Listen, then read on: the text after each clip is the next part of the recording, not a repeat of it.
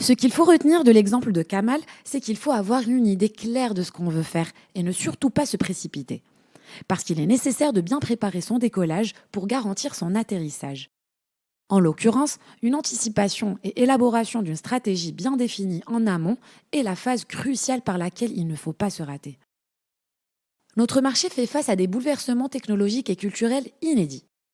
Les entreprises et institutions en sont complètement conscients et sont alignés sur la nécessité de s'adapter à ces bouleversements à travers des axes prioritaires. Ils ne partent généralement pas de zéro, car la plupart ont déjà lancé des initiatives de digitalisation. Mais l'enjeu à ce stade est de passer d'une approche parcellaire à une stratégie claire avec une vision digitale 360 portée par le management et impliquant l'ensemble des collaborateurs. Cela commence par connaître le point de départ à travers une analyse de maturité digitale et nécessite la définition d'une feuille de route à la fois ambitieuse et réalisable. Cette étape est cruciale pour identifier nos forces et faiblesses et nous positionner par rapport au marché et aux nouvelles exigences des utilisateurs. De ce fait, un état des lieux qui identifiera avec précision les facteurs de changement définira nos objectifs et notre vision. Il faut se poser les bonnes questions.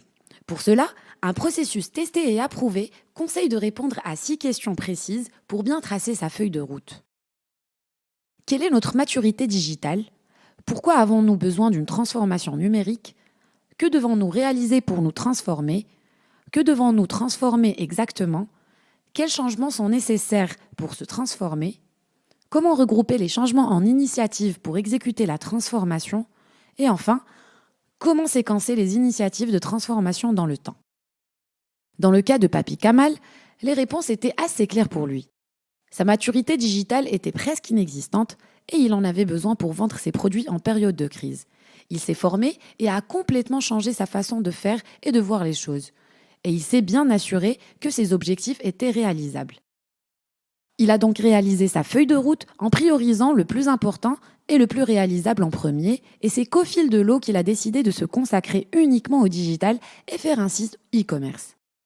On se retrouve dans la prochaine vidéo pour discuter de l'implication et formation des équipes.